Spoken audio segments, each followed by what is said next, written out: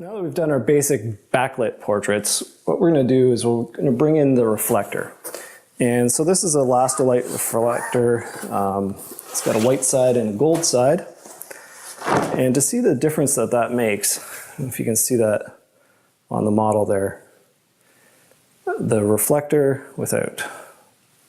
So I'm going to put that up on my, my light stand. You can get somebody to hold this for you.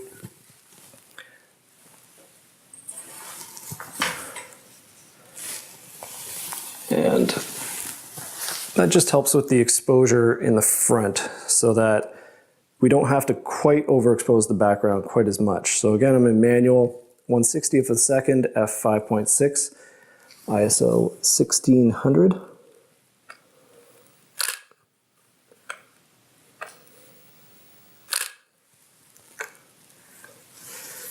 You see the difference that it makes. So that's with the reflector.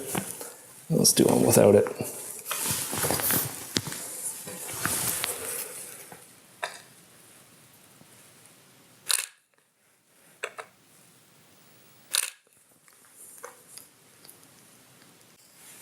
Another kind of really cool trick that you can do with the reflector is if your model's holding something like a book or a tablet, you can use that as a natural reflector to reflect light back onto her face. So if you go ahead and grab that book there,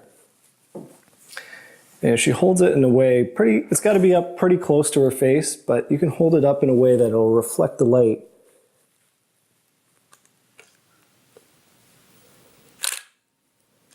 Hold it up a little closer. Yeah, that's it.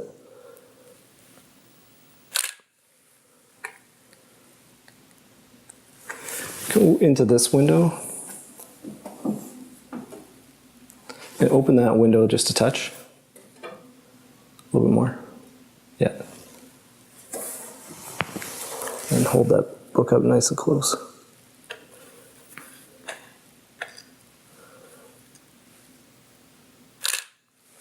All right.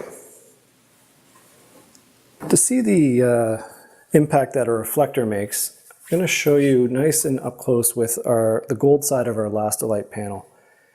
This is kind of a shiny reflector, so it shows you kind of the most pronounced difference there, where it brings in some detail into the shadows. And if we switch that over to the white side, we get a similar effect. It's just a little bit less pronounced, so more subtle. And like we mentioned, you don't need a commercially made reflector to do this. You can use pretty much anything as a reflector. So the same thing with our white piece of my IKEA closet set.